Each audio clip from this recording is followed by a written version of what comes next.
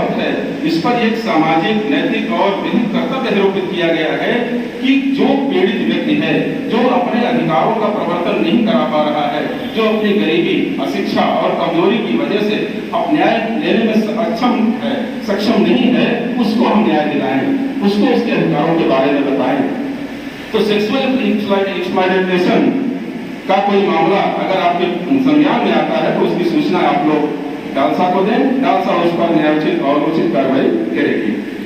एक और है असंगठित क्षेत्र के जो श्रमिक हैं, उनकी ज्यादा समस्या है, जैसे खेती बाड़ी में जो लगा हुआ है, बिल्डिंग जो बना रहा है, राजमिस्त्री, कुली, रिक्शा चालक, मोची, ये सब इनकी भी अपनी एक समस्या है कि काम समय से नहीं मिल पाता है, समय से काम नहीं मिलता है, एक सीजनल वर्क होता है, इनका भी कुछ एक्सप्लॉयटेशन होता है।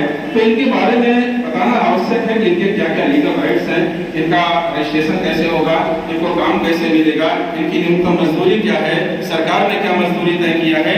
ये पीएलडी और पैनल लायर्स की जिम्मेदारी है कि लीगल अवेयरनेस कैंप हम लोग लगाएं और आप लोग वहां जाकर के इसके बारे में जानकारी दें ताकि उनका कल्याण हो और अपने अधिकारों के बारे में जागरूक हो। क्योंकि लीगल अवेयरनेस को आप कह सकते हैं कि लीगल अवेयरनेस विधिक जागरूकता है क्या चीज है। विधिक जागरूकता शब्द तो चलन में है, इसका मतलब क्या है?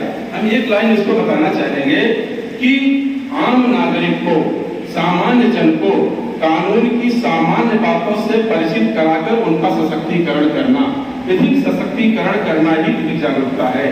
तो सामान्य बातों की जानकारी पीएलडी और पैनल लायर्स दें जिससे वो अपने अधिकारों के बारे में जाने और अपने अपने अधिकारों का प्रवर्तन को करा सकें। Child friendly legal services to children and their protection scheme 2015, बच्चों के मैत्रीपूर्ण विधिक सेवाएं और उनका संरक्षण योजना 2015 में बनाई गई है। इसके बारे में भी ट्रेनिंग हमने हादसा में रह करके सारे पीएलडी लोगों को दिलवा दिया है, रिसोर्स पर्सन के द्वारा। बहुत एक्सपर्ट लोग, जानकार लोग आपको ट्रेनिंग दिए हैं। आप अच्छी तरह से जानते हैं कि बच्चों के बारे में 2015 की क्या स्कीम है, बच्चों के राइट्स क्या है, लीगल राइट्स क्या है, उनके संवैधानिक अधिकार क्या है, वो अगर कोई अपराध करते हैं तो उनके बारे में कैसा व्यवहार किया जाएगा, बेल के बारे में क्या प्रोविजन है, अपील के बारे में क्या प्रोविजन है, उनको रखा कहा जाएगा, ये सारी चीजें आपको बताई जा चुकी हैं, समझाई जा चुकी हैं। तो जब हम कैंप इसका लगाएंगे, लीगल अवेयरनेस का प्रोग्राम करेंगे, तो आप लोग इसको अच्छे से समझ के पढ़ के बच्चों के अधिकारों के बारे में जन जन तक आप पहुंचाएं। अगर बच्चा कोई अपराध करता है तो अपराधी नहीं कहा जाता, वो फिर विवादित किशोर कहा जाता है, child in conflict with law कहा जाता है। बच्चा कोई अपराध करता है तो उसको माफ किया जाता है कि भाई जाने तो बच्चा है। रामायण में जब धनुष भंग हुआ, परशुराम आए, लक्ष्मण पर क्रोध उन्होंने किया, तो भगवान राम ने कहा कि हे नाथ, बालकों की बातें सुनने सज्जन बुरा मानते हैं, इनका तो मुंह गंगा सम है, ये भला बुरा क्या जानते हैं, इनका तो मुंह गंगा सम है, ये भला बुरा क्या जानते हैं। उस समय भी बच्चों के अधिकारों को प्रोटेक्ट किया जा रहा था त्रेता से, और पहले से भी किया जा रहा था। मनुस्मृति आई, उसमें भी कहा गया वृद्धौ च माता पितरौ साधि भार्या सुतः शिशु अब कार्य सुतम कृत्वा कर्तव्यामनोपरि, कि बच्चों का वृद्ध माता पिता, आगे सारी स्कीम है जो हम बता रहे हैं, सब अपने धर्मशास्त्रों से ही लिया गया है, कहीं बाहर से कुछ नहीं आया है। सब आपके गीता, रामायण, महाभारत, मनुस्मृति ये सब पहले से ही मौजूद है।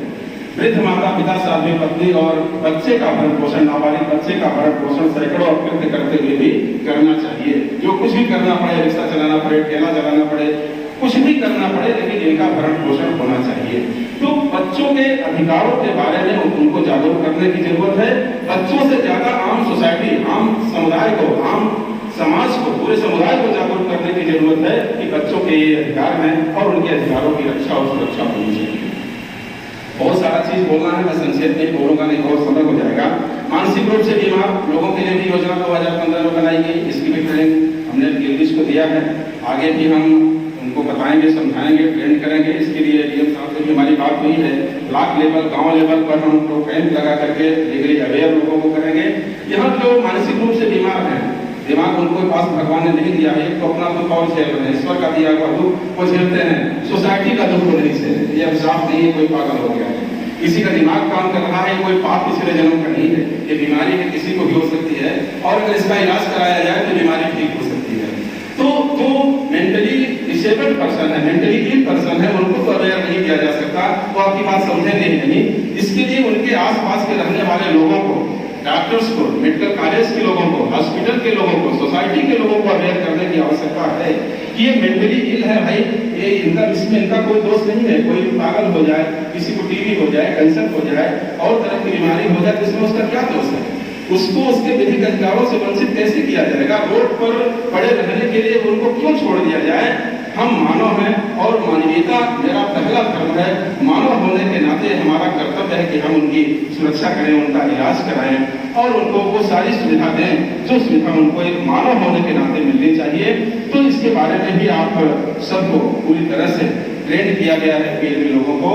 तो आप पर यह विधिक कर्तव्य है, आप पर सामाजिक कर्तव्य है, आप पर यह नैतिक कर्तव्य है कि आप लोग ऐसे लोगों को, अगर आपकी जानकारी में है कि आपके आसपास पड़ोस में, आपके गांव में, आपके रिश्तेदारी में, आपके अगल बगल कोई मेंटली इल या मेंटली डिसेबल्ड पर्सन है, तो आप उसको, उसकी सूचना आप डालसा को दें, उसको हॉस्पिटल में भर्ती कराया जाएगा, उसका इलाज कराया जाएगा और उसके लिए सरकार जो भी योजना बनाई है, जो लाभ दे रही है, वो उसको लाभ दिया जाएगा। सरकारी संगठन या गैर सरकारी संगठन इसमें जो भी योगदान एनजीओ लोग करते हैं उन सबसे भी हम समन्वय करके उसकी मदद करेंगे और उसका इलाज कराएंगे और उनको सारे अधिकार हम प्रदान कराएंगे, लालसा प्रदान कराएंगे जिसके वो एक मानव होने के नाते हकदार हैं। गरीबी उन्मूलन योजना के लिए भी एक स्कीम बनाई गई 2015 में। इंदिरा गांधी ने गरीबी हटाओ का नारा लगाया। इंदिरा गांधी जी के ही समय में भूखमरी गई। कल्याण सोना गेहूं का खोज डॉक्टर नारायण बोरलाग ने किया। उसी समय से गेहूं पैदा होने लगा, हरित क्रांति आई और लोग खाना खाना शुरू किए। तो गरीबी एक अभिशाप है, नहीं दरिद्र से दुख से मानस में लिखा हुआ है, रामचरितमानस में, कि गरीबी के जैसा दुख इस संसार में कोई नहीं। टीबी, कैंसर सब इसके सामने कम है। गरीबी का बहुत बड़ा दुख है। तो गरीबी हटाना यह एक अपरिहार्य आवश्यकता हो गई है कि हम अपने समाज से गरीबी का उन्मूलन करें। तो सरकार की जो भी योजना है, हम राज्य सरकार की या फिर नालसा की जो स्कीम है या फिर और सरकारी और गैर सरकारी संगठन जो मजदूर वर्ग हैं उनके क्या अधिकार हैं, उनके अधिकारों के बारे में हम लोग बताएं। उनके लिए काम की क्या योजना सरकार की है, उनको काम कैसे दिया जाएगा, उनके बारे में बताएं। और भी जो योजनाएं हैं, सारी योजनाओं की जानकारी हम गरीब लोगों को दें ताकि गरीबों का कल्याण हो। यही सबसे बड़ा धर्म है। बिजली चली गई तो आवाज तो धर्म इससे बड़ा कुछ नहीं है। कमजोर आदमी की मदद करने से बड़ा कोई धर्म नहीं है। मानस में लिखा गया है, परहित सरिस धर्म नहीं भाई, पर पीड़ा सम नहीं अधमाई। इससे अच्छी धर्म की परिभाषा कोई हो सकती है? कोई भी फिलॉसफी हो, संसार की कोई भी फिलॉसफी हो, कोई भी दर्शन हो, इससे अच्छी परिभाषा धर्म की नहीं मिल सकती है कि दूसरे का हित करने जैसा धर्म और दूसरे को पीड़ा पहुंचाने जैसा अधर्म इस दुनिया में कोई नहीं है। दूसरे सत्य समाना, आगम निगम पुराण बखाना। सत्य के जैसा कोई दूसरा धर्म नहीं है, यह पुराणों में वर्णित। मानस की एक एक लाइनें महामंत्र हैं। इससे अच्छा धर्म कोई हो सकता है? तो हम सबका यह धर्म है, कर्तव्य तो है ही, लीगल ड्यूटी तो हम पर इम्पोज की ही गई है। हमारा यह सामाजिक कर्तव्य है, हमारा यह नैतिक कर्तव्य है और हमारा यह धर्म भी है कि जो पिछड़े लोग हैं, जो गरीब लोग हैं, जो अशिक्षित लोग हैं, जो अपनी किसी अक्षमता की वजह से अपने अधिकारों का प्रवर्तन नहीं करा पा रहे हैं, हम उनके अधिकारों का प्रवर्तन डिस्ट्रिक्ट लीगल सर्विसेज अथॉरिटी के माध्यम से कराएं, उनका ही कल्याण होगा। एक समाज में एक नया मैसेज जाएगा कि हाँ, डिस्ट्रिक्ट लीगल सर्विसेज अथॉरिटी इस क्षेत्र में काम कर रही है, वो अपने कर्तव्यों का निर्वहन कर रही है। इसके लिए आप सम्मानित अधिवक्ता, पैनल लायर्स, रिटेनर लायर्स और पीएलबी का बहुत बड़ा योगदान होगा। आपको मिलकर के ये सब हमारे साथ काम करना पड़ेगा। ट्राइबल्स के बारे में भी स्कीम बनाई गई है 2015 में। जो अनुसूचित जनजाति के लोग हैं, बड़ी स्थिति उनकी खराब है। मैं बांका में डिस्ट्रिक्ट जज था तो चला गया, वहाँ करीब 1000 परिवारों में मैं राशन बांटा था सेल्फ फाइनेंस से। तो ऐसे ऐसे गाँव में मैं गया कि जहाँ पता चला कि लग रहा था कोई अजूबा आ गया। वो देख रहे थे कि गाड़ी से आए लोग, उतरे, सिपाही लोग आए, पुलिस वाले आए, ऐसा क्या हो गया, कुछ गड़बड़ हो गया। तो सबसे ज़्यादा दयनीय स्थिति ट्राइबल्स की है जो बहुत दूर रहते हैं। तो उनके अधिकारों के बारे में बताना है कि उनके क्या राइट्स हैं, उनके ज़मीन के क्या अधिकार हैं, जंगल में रहने के उनका काम है पत्तल तोड़ना, पत्ता तोड़ना, पत्तल बनाना, पत्तल बेचना, लकड़ी काटना, लकड़ी बेचना, ये सब तमाम तरह से किसी तरह से अपना जीविकोपार्जन करते हैं। तो उनके राइट्स के बारे में उनको बताने की आवश्यकता है। और इस स्कीम में बहुत अच्छे तरह से उनके अधिकारों के बारे में चर्चा की गई है और इसकी ट्रेनिंग भी आप लोगों को दी गई है, तो उनको बताने की आवश्यकता है। तो इसमें हम सेक्रेटरी साहब को बोलेंगे कि ट्राइबल्स को लीगली अवेयर करने के लिए, उनके अधिकारों के प्रति जागरूक करने के लिए ऐसे PLBs को लगाएं जो उस रहन सहन को समझते हैं, जो उनकी भाषा को जानता है। ज़्यादा अच्छा होगा कि उसी समुदाय से अगर कोई PLB है तो उसी की ड्यूटी उन क्षेत्रों में लगाई जाए, ताकि उन्हीं की भाषा में वो उनके अधिकारों को बता सकें, उनको समझा सकें, तभी वो समझेंगे। अभी पता चला टाई लगा के कोई वहाँ पहुँच गए, SP साहब, DM साहब, डिस्ट्रिक्ट साहब चले गए गाड़ी घोड़ा लेके, तो सोचे क्या कुछ गड़बड़ तो नहीं हो गया, कोई नक्सली घटना तो नहीं घट गई, उसकी जांच करने लोग आए हैं, भाग जाएगा सब छोड़ के वहाँ से। तो जो उस समुदाय के लोग हैं या उससे अच्छी तरह परिचित हैं, ऐसे PLBs को वहाँ भेजना चाहिए, कैंप लगाना चाहिए, उनके अधिकारों के बारे में बताना चाहिए और उनको समझाना चाहिए कि सरकार आपके बारे में बहुत सारी स्कीम बनाई है। बिहार गवर्नमेंट की बहुत सारी स्कीम है, नालसा की बहुत सारी स्कीम है, जिससे आपकी रोजी रोटी बहुत अच्छे से चल सकती है। तो निश्चित रूप से वो लोग मोटिवेट होंगे, वो कमाने खाने, मेहनत से कमाए खाएंगे, स्कीम का फायदा उठाएंगे, वह काम नहीं करेंगे जो काम उनको नहीं करना चाहिए। वो कोई इलीगल एक्ट में नहीं पड़ेंगे, किसी के बहकावे में आकर के अपराध की दुनिया में या फिर नक्सलवाद की दुनिया में या अन्य कोई गलत काम नहीं करेंगे जो कानून की निगाह में निषिद्ध है, कानून के द्वारा वर्जित किया गया है। तो उनको अवेयर करने की बहुत आवश्यकता है। ये जिम्मेदारी आपके कंधे पर है, PLBs के कंधे पर है, डिस्ट्रिक्ट लीगल सर्विसेज अथॉरिटी के कंधे पर है, डिस्ट्रिक्ट जज, DM साहब, SP साहब के कंधे पर है। हम सब लोग मिलकर एक टीम की तरह काम करेंगे और उनके अधिकारों के बारे में जन जन तक लोगों को बताएंगे, उनको जागरूक करेंगे, ताकि वो लोग अपने अधिकारों के बारे में जान सकें, समझ सकें और अपने अधिकार आसानी से सक्षम प्राधिकारी के द्वारा ले सकें। नशा पीड़ितों के लिए भी स्कीम बनाई गई 2015 में। अभी देखिए अच्छे अच्छे परिवार बर्बाद हो गए। बिहार में तो बहुत अच्छा है, हम धन्यवाद देंगे माननीय मंत्री महोदय का, जिनके कार्यकाल में एक नया एक्साइज एक्ट लागू हुआ, नशा का उन्मूलन किया गया। नशा बहुत खराब चीज़ है, नशा तमाम तरह की बुराई है। एक आदमी बैठा था, एक शराब विद्यालय को देख रहा था, बोल रहा था कि तू कितना गहरा है, इसमें मेरी पत्नी डूब गई, मेरे बच्चे डूब गए, मेरा परिवार डूब गया, मेरी सारी प्रॉपर्टी डूब गई, लेकिन तू नहीं बना, तू अभी खाली है। नशा इतनी खराब चीज है, दिन भर आदमी कमाता है और शाम को अगर नशा कर जाता है उसके परिवार पर क्या बीतती है, यह वही समझेगा जो आसपास उनके रहता है, जो उस सोसाइटी को नजदीक से देखा है। तो नशा पीड़ितों के बारे में, नशा पीड़ित के लोग जो हैं, जो नशा करने वाले लोग हैं, उनको ये समझाने की आवश्यकता है कि ये शराब इसके समस्त बुराइयों का समावेश है। इसमें जो इतनी भी बुराई संसार की है, सारी बुराइयों को पीस करके उसमें मिला दिया गया है, वही आप लोग उसका पी रहे हैं, जिससे प्रमाद होगा। बड़े से बड़ा अपराध नशा करके ही आदमी करता है। जो भी अपराध करेगा, घिनौना कृत्य करेगा, वो सब नशा करके, किसी भी तरह की शराब हो या और कोई नशा हो तो नशा करके करना है। इसमें लोगों को जागरूक करना है कि नशा करने से क्या नुकसान है। उसका परिवार बर्बाद होता है, उसकी फैमिली बर्बाद होती है, उसकी पत्नी छोड़ के चल जाती है, बच्चे छोड़ के चल जाते हैं, समाज उसको ठुकरा देता है। पीता आदमी अपने पैसे का है, मैं बड़ी सोशल बात कर रहा हूँ, लेकिन उसकी माँ बहन की गाली दूसरा देता है, पी के जाता है, अपने पैसे का गाली सुनता है, फॉरवर्ड में जो देखेगा गाली देगा तो पी के जाता है, पी के आदमी लौट जाता है, उसकी इज्जत चली जाती है। तो ऐसे लोगों को समझाने की जरूरत है, घृणा करने की जरूरत नहीं है। बड़ी पुरानी बात है, मैं वकालत कर रहा था तो एक आदमी पी के गिरा था, पानी था उसका इतना बचा हुआ था, एक दरोगा जी जा रहे थे तो कहे योगी साहब इसको निकालना है, तो गाली देगा, कहे गली देगा, भाई क्या करेगा, इसका दिमाग को काम नहीं कर रहा है, पिया है। हम दरोगा जी दोनों मिलकर उसको निकाले बाहर, और जब बाहर निकल गया दोनों लोगों को गाली देने लगा। तो उन पर विरोध करने की जरूरत नहीं है, वो दया के पात्र है, वो करुणा और उदारता के पात्र है, वो समझ उनकी वो क्या कर रहे हैं, अपने कार्य के प्रकृति और परिणाम के बारे में नहीं समझते हैं। उनको समझाने की जरूरत है और उनको इस दलदल और इस कीचड़ से बाहर निकालना है, उनको सुधारना है। और जो भी स्कीम है नशा पीड़ितों के लिए 2015 की जो स्कीम है, उस स्कीम के बारे में उनको बताना और समझाना आवश्यक है। इससे उन्हीं का कल्याण नहीं होगा, उनके पूरे परिवार का कल्याण होगा, उनके अगल बगल के लोगों का कल्याण होगा, उनके गांव का कल्याण होगा, उनके रिश्तेदारों का कल्याण होगा, क्योंकि उससे सब दुखी रहते हैं और सब आपको दुआ देंगे और उस दुआ से आप भी फल मिलेंगे।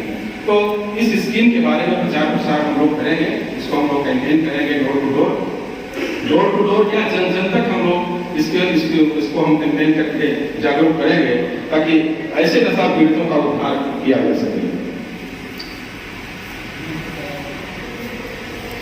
एसिड अटैक ये भी स्कीम बनी 2016 में।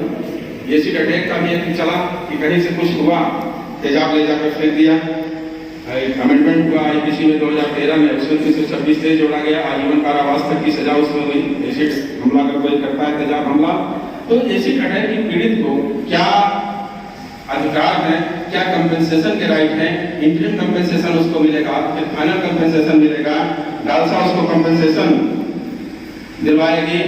उसमें डिस्ट्रिक्ट जज, डीएम साहब, सीएस साहब, ये सब लोग मेंबर होते हैं और उसमें तुरंत कंपेंसेशन उसको दिया जाता है। 15 दिन के अंदर उसको अंतरिम राहत दी जाती है ताकि उसका इलाज हो सके और फाइनल कंपेंसेशन 7 लाख रुपए तक का उसको प्रतिकर दिया जाता है। तो इन सारी चीजों को बताने और समझाने की जरूरत है और यह जन जन तक पहुंचाने की जरूरत है। और ऐसे लोग जिसके मन में ये सब घूम रहा है, उनको कितना खिलौना अपराध है और कितनी कड़ी सजा है, इसके बारे में जन जन तक सूचना देना होगा। अगर कोई एसिड हमला करेगा तो जब तक जिंदा रहेगा तब तक उसको जेल में रहने तक की सजा हो सकती है, उसकी डेड बॉडी बाहर आएगी। ये जन जन तक पहुंचाने की जरूरत है और पीड़ित को उसके अधिकारों के बारे में बताने और समझाने की आवश्यकता है ताकि वो अपने अधिकारों को आसानी से ले सके। और अगर कोई आपको जानकारी मिलती है कहीं एसिड अटैक हुआ है तो हर पीएलबी पर यह ड्यूटी पोस्ट की गई है, उस पर यह विधिक कर्तव्य निरूपित किया गया है कि तुरंत इसकी सूचना डीएलएसए को दे, पुलिस को दे और डीएलएसए तत्काल एक्शन ले और तुरंत उसको प्रतिकर अंतरिम प्रतिकर दिलवाए और उसके इलाज की समुचित व्यवस्था करे। क्योंकि एसिड अटैक बहुत ही एक खतरनाक हमला होता है, खतरनाक अपराध होता है, पूरा जीवन बर्बाद होता है जिसके ऊपर एसिड अटैक होता है। तो इसका ज्यादा से ज्यादा हतोत्साहित करने की आवश्यकता है। दमन होना चाहिए ऐसे अपराधों का और इसलिए जो अपराध करते हैं उनका भी दमन होना चाहिए, कड़ी से कड़ी सजा उनको मिलनी चाहिए। इन्वेस्टिगेशन उसका तुरंत हो जाए और इन्वेस्टिगेशन के बाद जल्दी से जल्दी उस केस का ट्रायल करके उसका डिस्पोजल हो जाए, जो मटेरियल फाइल पर है उस साक्ष्य के आधार पर उसमें फैसला हो जाए। तो निश्चित रूप से ऐसे अपराधों में कमी आएगी, कमी ही नहीं आएगी बल्कि ऐसे अपराध समाप्त भी हो सकते हैं अगर हर कोई मिल करके इसको हतोत्साहित करने का प्रयास करे। पुलिस, न्यायालय, वकील और आमजन अगर लग जाएंगे तो निश्चित रूप से ऐसे अपराधों में कमी आएगी। अभी एसपी साहब ने कहा कि एक लक्ष्मण रेखा होनी चाहिए, बहुत अच्छी बात उन्होंने कहा। हर किसी की लक्ष्मण रेखा है, वो जज हो, ऑफिसर्स हो, वकील हो, आमजन हो, लक्ष्मण रेखा जरूरी है। जब तक व्यक्ति लक्ष्मण रेखा में है वो सुरक्षित है। जैसे ही लक्ष्मण रेखा में पैर रखेगा भस्म हो जाएगा, या जैसे ही लक्ष्मण रेखा के बाहर कोई निकलेगा, रावण खड़ा है उसका अपहरण करने के लिए, तो हर किसी को लक्ष्मण रेखा में रहने की आवश्यकता है। निश्चित रूप से समाज में अमन, चैन और खुशहाली कायम रहेगी और पूरा समाज खुशहाल रहेगा। वरिष्ठ नागरिकों के लिए भी, उनके अधिकारों के लिए भी, उनको विधिक सेवा देने के लिए भी एक स्कीम 2016 में बनाई गई। आज बहुत ही दयनीय स्थिति है बुजुर्गों की। एक छोटा सा इंस्टांस में दूंगा। एक व्यक्ति की पत्नी, एक आदमी था लड़का, उसकी पत्नी कही कि भाई आपके पिताजी तो बहुत दिक्कत कर रहे हैं, इनको पहुंचाइए, होली आ रही है, ये बड़ी बड़ी परेशानी करते हैं, तो वृद्धाश्रम में पहुंचाओ। तो गया वृद्धाश्रम में पहुंचाने के लिए, तो ये कहना भूल गया कि पिताजी आप होली तो नहीं आइएगा। उसकी पत्नी को फोन आ गया, क्यों जी? बाबूजी को बोले कि होली पे कर नहीं आना है। कहा नहीं जी मैं तो भूल गया, जाओ करके आओ। गया तो देखा जाके तो मैनेजर से वो उसके पिताजी बहुत हंस हंस के बात कर रहे थे। उसको बड़ा आश्चर्य लगा कि वृद्धाश्रम तो मैनेजर पिताजी से कैसे परिचित हुआ। तो मैनेजर को बुला के पूछा कि आप हमारे पिताजी को जानते हैं? कहा मैं इनको तब से जानता हूँ जब ये तुमको इसी आश्रम से, इसी अनाथालय से तुमको लेकर गए थे। माता पिता अपने जीवन की पूरी कमाई अपने बच्चों पर खर्च कर देते हैं, खुद अच्छा कपड़ा नहीं पहनते, बच्चे को अच्छा कपड़ा पहनाते हैं। बाहर फादर जाता है, माँ जाती है, नाश्ता नहीं करती। गरीब परिवार का कोई व्यक्ति बच्चों के लिए जलेबी ले लेता है कि 100 ग्राम जलेबी ले लेंगे, बेटवा खाएगा, बेटी खाएगी। और वही बच्चा जो बड़ा होता है उसको माँ बाप बोझ लगने लगते हैं, घर में लड़ाई झगड़ा शुरू होने लगती है। जो बहुत है लोग सुसाइड तक भी किए हैं, अच्छे लोग सुसाइड किए हैं पारिवारिक झगड़ा में। तो माँ बाप या वरिष्ठ जन के लिए विधिक सेवाओं के लिए स्कीम 2016 में बनाई गई, बहुत बढ़िया स्कीम है। सीनियर सिटीजन और मदर फादर पेरेंट्स के लिए। इस पर बहुत डिटेल हमने एक्सपर्ट को बुला करके ट्रेनिंग दिलवाई है, सारे पीएमबीज को सारी बातें इस पर बताई गई हैं। आप लोग इसको अच्छे से समझें और जन जन तक जहां जहां वृद्ध लोग मिले जिनकी उपेक्षा हो रही है परिवार में, उनको उनके अधिकारों के बारे में बताएं, समझाएं, ताकि वो अपने अधिकार ले सकें। और उनके परिवारजन हैं, उनके कर्तव्यों के बारे में बताएं कि ये तुम्हारा कर्तव्य है कि आप अपने माँ बाप की सुरक्षा करो। एक बेल मेरे यहाँ लगा था, तो शायद वकील साहब यहाँ नहीं दिख रहे हैं जो एक्यूज की ओर से थे, वो अपने पिताजी का छीन लिया ATM कार्ड और मारा, उनको मार के लगा दिया। वकील साहब कहें तो माँ बाप का झगड़ा है, हम कह रहे भगवान राम को जो जंगल में निकाल दिया गया, महाराज दशरथ ने भेजा, तो लोग उनसे कहे कि आपके माँ बाप आपको जंगल भेज दिए। उन्होंने कहा कि जो तुम्हारा कहे बन जाना, गौ कानन से बहुत समाना। अगर मैं माँ बाप के कहने से वन को जा रहा हूँ तो यह वन मेरे लिए सैकड़ों अयोध्या के समान है। और अयोध्या के बारे में भगवान राम ने कहा कि स्वर्ग लोक से भी प्रिय मुझे अयोध्या। तो आपका वकील आप अपने बाप को मारा, मार के सब छीन लिया, जाइए उसका पैर पकड़े और पैर पकड़ के माफी मांगे और लेके आए उसको बेल दे दूंगा। और मैंने डेट दे दिया वकील साहब ने। तो बहुत पुराना अगर पेड़ है उसको काटिए नहीं, अगर वो फल नहीं देगा कुछ खाया तो देगा। माँ बाप अगर आपके घर में रहेंगे कुछ नहीं करेंगे, आपके बच्चों को तो सही राय देंगे, सही संस्कार को देंगे ना। जैसे जैसे उम्र बढ़ती है वैसे वैसे अनुभव बढ़ता है, तो अपना अनुभव तो आपके बीच, आपके बच्चों के बीच शेयर करेंगे, जिससे आपके बच्चों को अच्छा संस्कार मिलेगा। बहुत सारे राइट्स उनको दिए गए हैं। एक ट्रिब्यूनल बना है सब डिवीजन में, एसडीओ उसके ट्रिब्यूनल से अधिकारी होते हैं, पीओ होते हैं। अगर किसी पेरेंट्स को भरण पोषण नहीं हो रहा है, हालांकि उनको Hindu adoption and maintenance act में भी राइट है, सेक्शन 125 सीआरपीसी में भी उनको अधिकार है भरण पोषण लेने का। मुस्लिम एक्ट पर्सनल लॉ में भी, कुरान में भी उनके भरण पोषण की व्यवस्था की गई है कि उनके बेटा पोता पोती कोई मुसलमान अपने पिता माता दादा दादी नाना नानी का भरण पोषण करे। ये कुरान उस पर ड्यूटी इम्पोज कर रहा है। एक स्पिरिचुअल ड्यूटी भी है, लीगल ड्यूटी भी है, हिंदू में मुसलमान में जो धर्मों में है। तो लोग अपने अपने कर्तव्यों का निर्वहन करें, उनको बताए जाने की जरूरत है कि आप अपने माँ बाप की सेवा करें। माता के आंचल में स्वर्ग है, जननी जन्मभूमि से स्वर्ग आदि विषय करिए। अपनी माता एवं जन्मभूमि स्वर्ग से भी श्रेष्ठ। पिता धर्म है, पिता कर्म है, सब कुछ पिता को ही बताया गया है। एक ऋण व्यक्ति अगर अपने पूरी शरीर को अपने चढ़ा दे अपने माँ बाप को, फिर भी ऋण से मुक्त नहीं होता है। रावण ने कहा जब मेघनाथ का वध हुआ, कहा वो मेरी अपनी पूंजी थी, मैंने उसको गंवा दिया, मुझे दुख नहीं है, लेकिन मेरा भतीजा मरा इससे मुझे दुख है।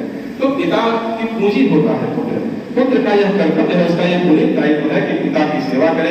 उसका अगर कोई ऋण है तो उसका पुनीत दायित्व है उसके ऋण को अदा करे, ताकि उसके पिता की आत्मा को स्वर्ग में शांति मिले और उसे मोक्ष प्राप्त हो। ये सब पुत्र का धर्म है, स्पिरिचुअल कर्तव्य है। और लीगल सुविधा प्रदान की जाती है, लाभ प्रदान किए जाते हैं। बाढ़ हो, सुखाड़ हो और बिजली गिर जाए, आदमी के द्वारा पारित कोई आपदा आ जाए, नरसंहार हो जाए, तो उसमें भी हमारे बिहार सरकार के, राज्य सरकार की भी योजनाएं हैं।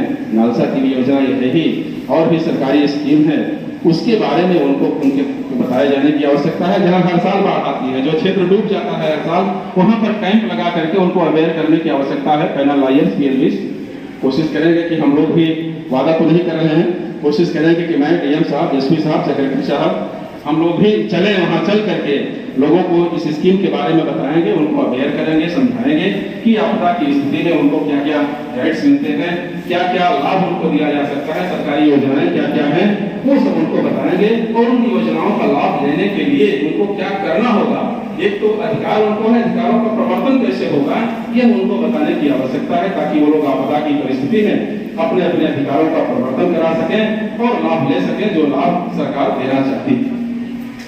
सरकारी योजना तो बहुत अच्छी योजना है, जन जन के लिए उपयोगी योजनाएं हैं।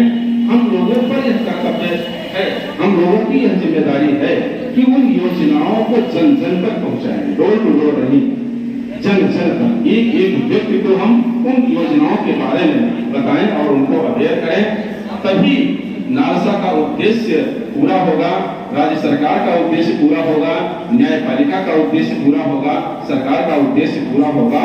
उन सभी चीजों को जो कागज में लिखा हुआ है, जो किताब में लिखा हुआ है, उसको हम धरातल पर लाएं, उसको कार्य रूप में परिणत करें। मनसा चिंतने कार्य वाचा ना प्रकाशे, हम सोचे और कार्य रूप में परिणत करें। यह जिम्मेदारी हम सब पर है और जब तक हम इसको नहीं कर पाते हैं तो निश्चित रूप से हम अपने कर्तव्यों का निर्वहन नहीं करते हैं, कहीं न कहीं से हम लोग गलती कर रहे हैं और उसके लिए हमको सचेत रहने की जरूरत है। हम सबको सचेत रहने की जरूरत है कि भूल करके भी इस दिशा में हम लोग भूल ना करें, भूल कर भी कोई भूल होना। इस बात का हम लोग संकल्प लें। बोलना तो बहुत कुछ था, बताना तो बहुत कुछ था, समय हो रहा है। हमारे माननीय जिलाधिकारी महोदय, माननीय पुलिस अधीक्षक महोदय, ये लोगों का शेड्यूल बहुत बिजी होता है। हम लोग तो 10 से 4 काम करेंगे और घर में रहेंगे। इनको कब फोन आ जाएगा बीसी के लिए कुछ नहीं कहा जा सकता। डीएम साहब आइए बीसी है, आपकी एसपी साहब आइए बीसी है। तो इन लोगों का समय बड़ा क्या क्रूशियल टाइम है, तो इनके समय को ध्यान में रखते हुए बहुत ज्यादा नहीं कहेंगे, 1 मिनट और बोलेंगे। लोक अदालत, लोक अदालत ही एक ऐसा माध्यम है, एक ऐसा मंच है जिसकी सहायता से, जिसकी मदद से हम मुकदमों को हमेशा हमेशा के लिए समाप्त कर सकते हैं। मुकदमे का अंत हो सकता है हमेशा हमेशा के लिए, और कोई उपाय नहीं है। आप एक सिविल सूट फाइल करिएगा, चलेगा, सिविल के वकील यहाँ बैठे होंगे, चलता रहेगा, समन जारी होगा, आएगा, रजिस्टर्ड डाक से जाएगा, वकील साहब कहेंगे भी ठीक है, पता चल गया, तब नहीं हाजिर हो, प्रकाशन कराने दो ना, 1000 खर्च करने दो, प्रकाशन हो गया तब नहीं हाजिर होगा, एक्सपार्टी प्रोसीड हो जाएगा, तब निकाल लेके वकील साहब आएंगे, बोलिए हमको तो पता नहीं था, इसको निकाल करिए, हम WS फाइल करेंगे। WS फाइल होगा, फिर एप्लीकेशन पे चलता रहेगा, वो भी हो जाएगा, इश्यू बनेगा, 3, 4, 5 साल ऐसे चलेगा। फैसला होते होते समय बहुत चला जाता है। मैं औरंगाबाद डिस्ट्रिक्ट केस था तो पता चला कोई केस अंग्रेजों के समय से चल रहा है, आजादी के पहले से चल रहा है। आश्चर्य है भाई, अगर इस तरह से देरी होगी न्याय मिलने में तो लोगों का न्याय और न्यायालय से विश्वास उठ जाएगा। लोग नहीं जाएंगे न्यायालय में, वो किसी अपराधी को पकड़ेंगे, अगर घर खाली कराना होगा उसको देंगे पैसा, 2 मिनट में खाली करा देगा। बेदखली का मुकदमा करेंगे तो 20 साल लड़ेंगे। दादा मुकदमा लाएगा और ग्रैंडसन उसकी डिग्री पाएगा और सुप्रीम कोर्ट में लड़के, और कहीं दुर्भाग्य से रिमांड हो गया वहां से तो फिर चलेगा 20 साल। तो इसको कैसे दूर किया जा सकता, इसको कैसे इस पर निपटा जाए। इंदिरा गांधी जी के समय में तत्कालीन प्रधानमंत्री स्वर्गीय श्रीमती इंदिरा नेहरू गांधी के समय में इस पर विचार किया गया और उन्हीं के समय में ये लीगल सर्विसेज अथॉरिटी एक्ट लाया गया। इसमें नालसा, पालसा, टालसा तालुका विधिक सेवा समिति बनाई गई, लोक अदालत बनाया गया। बाद में CPC में भी 89 जोड़ा गया, जिसमें एडमिटेशन, कंसिलेशन, लोक अदालत, ये प्रोविजन किए गए कि जो एक अल्टरनेटिव डिस्प्यूट रेजोल्यूशन का एक मंच बनाया गया, एक फोरम बनाया गया, इस फोरम से आप उसका निस्तारण कर सकते हैं। बोलो बात बहुत हो जाएगा। लोक अदालत कहते हैं, लोक अदालत को एक लाइन में आप समझा सकते हैं कि लोक अदालत एक ऐसा मंच है जहां आपसी समझौते के आधार पर मुकदमों का हमेशा हमेशा के लिए निस्तारण कराया जाता है, बिना अपील, बिना वकील। कोई अपील नहीं होती, वकील की जरूरत नहीं है, कोर्ट फीस नहीं लगती है। कोर्ट फीस आपने दे दिया है तो कोर्ट फीस वापस हो जाएगी। जो सबसे बड़ा फायदा होता है दुश्मनी समाप्त हो जाती है। सिविल केस चलता है और उसकी सिविल केस से तमाम सारे फौजदारी मुकदमे निकलते हैं, ब्रांचेस फौजदारी के निकलते हैं। तो बड़ी केस भी कभी हो जाती है, मर्डर तक हुआ, एक नाली का विवाद हुआ, पानी भरने का विवाद हुआ, झगड़ा हुआ और उसमें मर्डर हो गया, तमाम सारे मामले निकल के आते हैं। तो लोक अदालत से खत्म होने के बाद केस खत्म जब होता है तो उस दोनों के बीच जो तनाव है, जो दुश्मनी है, वो समाप्त हो जाएगी। मुद्दई मुद्दा जब आमने सामने होता तो बात करने के लिए तैयार नहीं होता, उधर ऐठा रहता है, उधर ऐठा रहता है। लोक अदालत एक ऐसा मंच है जहां दोनों आकर के बात कर सकते हैं। मीडिएशन एक ऐसा मंच है जहां दोनों बात कर सकते हैं, उनका अंडरलाइन इंटरेस्ट क्या है ये मीडिएटर जानते हैं। मीडिएटर नहीं बताया, मन संचालक महोदय ने कि 8 मीडिएटर हैं, जुडिशियल ऑफिसर्स में हैं, मैं भी ट्रेड मीडिएटर हूँ। तो मन संचालक को नहीं पता है, मैंने भी 5 दिन की ट्रेनिंग लिया है। तो बड़े एक्सपर्ट होते हैं मीडिएटर्स लोग, वो अंडरलाइन इंटरेस्ट उसका जान लेते हैं, वो समझ जाते हैं कि झगड़ा का बात है, मियां बीवी का झगड़ा का है, पता चला झगड़ा फादर है, मदर है, वो समझ जाता है तो बहुत आसानी से उसका निराकरण निकाल सकता है। बस 2 मिनट और लेंगे। टाइटैनिक जहाज का नाम आप लोगों ने सुना होगा, समुद्र में डूब गया था। कैप्टन इसको ले जा रहा था, एक बर्फ के पहाड़ से आइसबर्ग से टकरा गया। वो कैप्टन अंधा था, देख नहीं रहा था कि सामने पहाड़ है, क्यों टकरा गया? तो देख रहा था कि पहाड़ है, खुद देख रहा था, लेकिन जो आइसबर्ग है केवल 10% ही ऊपर दिखता है, 90% तो पानी में रहता है, उसको नहीं देख पाता। उसी तरह से डिस्प्यूट है, पत्रावली पर केवल 10% डिस्प्यूट ही आता है, इधर से भी झूठ उधर से भी झूठ। न्यायालय से कहेंगे आप सत्यान्वेषण करिए, सत्य खोजिए, हम कहां से सत्य खोजेंगे जब दोनों ओर से झूठ है। 10% बात केवल आती है फाइल में, और 90% बात ये पीछे रहती है, और 90% बात जो पीछे रहती है उसको कोई मीडिएटर भी जान सकता है। उससे बात करेगा अलग से, दूसरे पक्ष से बात करेगा, फिर ज्वाइंट सेशन करेगा, अंडरलाइन इंटरेस्ट क्या है उसके बारे में पता लगाएगा, वो अपना प्रपोजल रखेगा, तो दोनों मान जाते हैं। भाई भाई का झगड़ा, पति पत्नी का झगड़ा, पड़ोसियों का झगड़ा, छोटा मोटा सिविल डिस्प्यूट, एनआईएच का ये चेक वाला, दोनों गड़बड़ होते हैं। मेरा जो एक्सपीरियंस है, सर एक बिजनेस होता है, बिजनेस के सिलसिले को साइन करके चेक दे देता है, कहता है ठीक है आपको विश्वास नहीं है तो मैं आपको चेक देता हूँ, जो सोसाइटी में चल रहा है तो हमने देखा है, और कुछ गड़बड़ी हुई तो मनचाहा भर लेता है उसमें, एनआईए पे केस फाइल कर देता है, प्रिजम्पशन है कि ये पैसा दिया था और उसकी एवज में इसने चेक दिया था, तो दोनों गड़बड़ होते हैं। तो मैं कह देता हूँ कि जाओ भाई मंदिर में गंगा जल तुलसी सुना लेके बोलो कितना तुम दिए हो, कितना तुम लिए हो, क्या सही है, और लोग अदालत में अपना केस सुना कर लो, झगड़ा नहीं करो। झगड़ा करोगे तो बात बढ़ेगी और मुकदमे बढ़ेंगे, जितने का चेक है उससे ज्यादा ही कचहरी में खर्च करके चले जाओगे, बाद में आंसू के सिवा पछतावे और आंसू के सिवा कुछ नहीं मिलेगा। तो आवश्यकता इस बात की है कि अपने अपने मामलों का लोग अदालत में आकर के निस्तारण कराएं और समाज में खुशहाली कायम करें, अमन चैन कायम करें। आज गांधी जयंती के शुभ अवसर पर हम लोग सभी लोग मिलकर के संकल्प लें कि हम लोग जहां तक हम लोगों की पहुंच है, अपने आसपास पड़ोस में, गांव में, रिश्तेदारों के बीच, अपने जिले और अपनी ड्यूटी, लीगल ड्यूटी की बात मैं नहीं कर रहा हूं, मैं सोशल ड्यूटी और नैतिक कर्तव्यों की बात कर रहा हूं। जहां तक हमारी बात जा सके, जहां तक हम समझा सके, लोगों को समझाएं कि जो भी मामले हैं उनके, जिनका निस्तारण लोक अदालत में हो सकता है, जो लोक अदालत में समाप्त हो सकते हैं, उन सब मामलों का समापन लोक अदालत में आकर के करावें और हमेशा हमेशा के लिए मुकदमों से छुटकारा लें। तो निश्चित रूप से समाज में, गांव में, राज्य में, अंततः पूरे देश में अमन चैन कायम होगा, सुख समृद्धि कायम होगी। यही नहीं, आगे आने वाली पीढ़ी भी समृद्ध और खुशहाल होगी, तो निश्चित रूप से हमारा देश, हमारा समाज विकास करेगा और सबका हित होगा। तो बहुत अधिक समय में नहीं लूंगा, फिर कभी लीगल अवेयरनेस कार्यक्रम में अगर हम लोग आएंगे तो निश्चित रूप से वहां भी हम लोगों को अवेयर करेंगे, अपनी बात रखेंगे। तो हम अपनी वाणी को यहीं विराम देते हैं। जय हिंद, धन्यवाद।